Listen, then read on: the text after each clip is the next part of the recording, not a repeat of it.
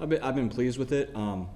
Whenever you're replacing this many parts, like there's some sloppiness that goes into it, but the guys are playing hard, and that's all we ask of the guys. While you're learning, while you're trying to figure out your new jobs, your new roles, just play really hard while you're working through it. So we've seen that it's been good that we've had some hiccups on the first couple days where it like wasn't quite as clean as it maybe could have been, but now it's a great wake up for all the guys to be like, wait, I don't just get to show up and do this. Like I have to put in the extra work. I got to show up in the meetings. I got to get my extra film.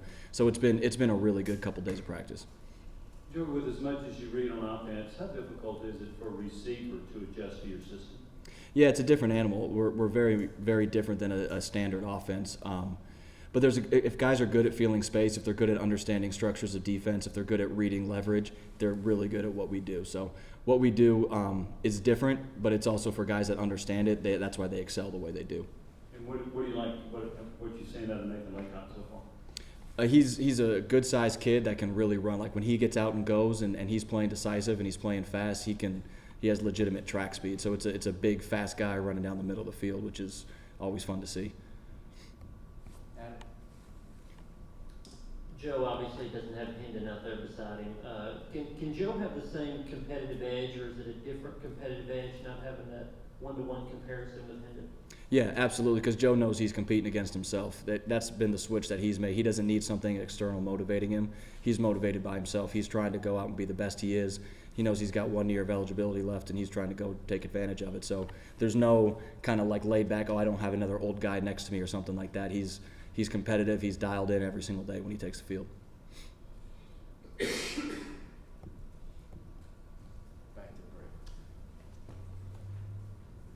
One of the new midterms you did not get a chance to look at bowl practice was Ethan Davis.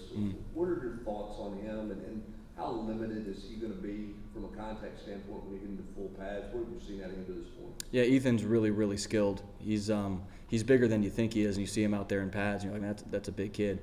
But really good sized kid. He can run. He's fluid. He's got loose hips. He's been really impressive to watch run around on the field, and he's rolling. He's going with us, so he's cleared. He's cut loose, and he's playing ball. Hey, Coach, in the back here. In what areas would you say the early enrollees are benefited the most by coming in early? The biggest thing, and I just had the conversation with the guys leaving the field, is getting to go through spring ball. It allows you to just make mistakes and fail forward. So when you get down to fall camp, when it's time to start getting ready and the real bullets are about to start flying, you're not making those initial freshman mistakes of just trying to figure out what is actually going on, what's my call, seeing the signal, getting my cleats in the ground, all that type of stuff. You get to do that now. So now when you take the field in August, coming back for fall camp, you get to just go play the way you know how to play. You're not trying to figure out what's going on. That's the biggest advantage that you get. You get to fail forward every single day. When I watched Joe Middleton against Clemson, I'm thinking, man, if he'll play that way in 2023, that's good enough.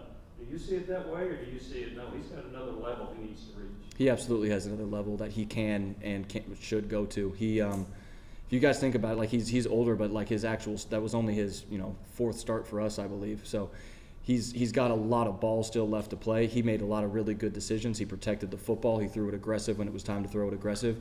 He's doing that at a high level right now too. So been really pleased with him, but he definitely has another level that he can go reach.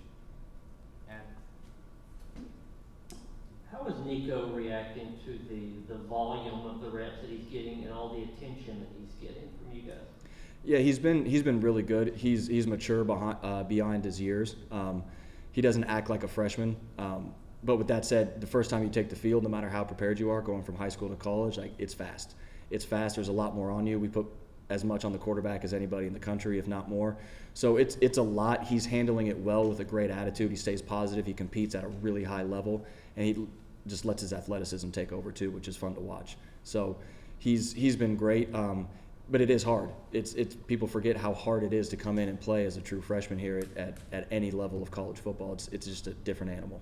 Patrick, Joey, following up on Nico, you talked in the past about wanting him to go out there and kind of rip it and let it play and not be timid this spring and then come back and correct it. Has he been able to do that through 3 practices, and what's the process been like? He has. Get back to the meeting Yeah. and go for the same.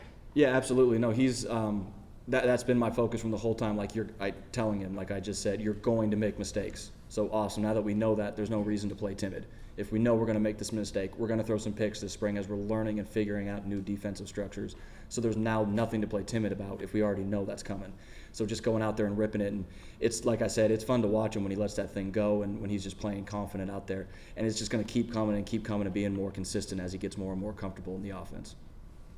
True with Milton, how much has he improved with his touch on shorter passes? It's been like high end. That was one of the biggest things that he did so well against Clemson was our underneath game, and our mid-range stuff was completed at a really high clip. I can't remember the exact percentage, but it was at a high level. So we work it every single day.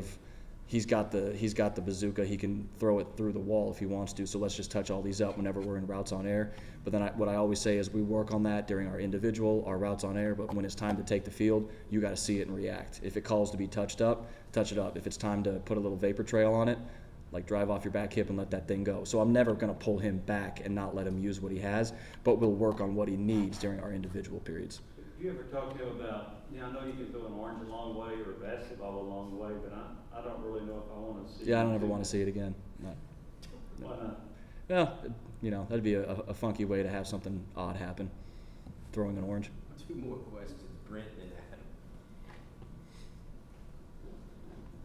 Adam. How do you coach the mentality of, whether it's a quarterback or another position on offense, to rip it, cut it loose, don't be afraid to make a mistake, and not let that become habits where a guy's just a gunslinger or a guy's taking unnecessary risks in the fall? How do you handle that in spring and transform that in the fall?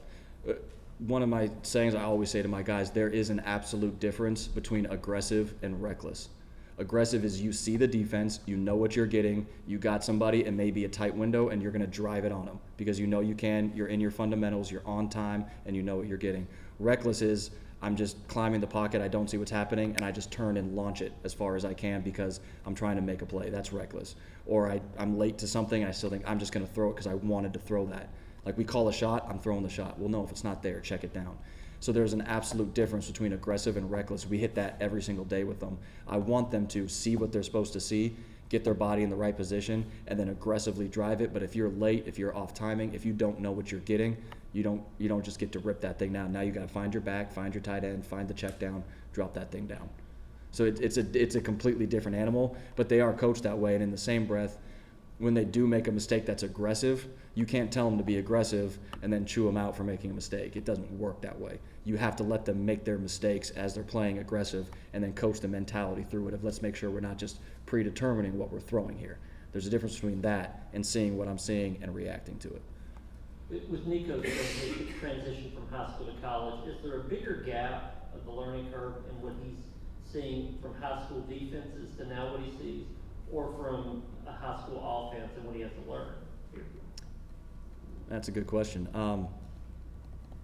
It's probably pretty similar. There's more on the quarterbacks here pre-snap, probably than you would have had to done. But you're still seeing, your structures, your route concepts, and all that type of stuff. There's always some kind of carryover with that. But with the pace we go at, and with him having to make the calls and understand his protections and his pressure rules and his loaded and unloaded rules and all that type of stuff, that's a whole different animal.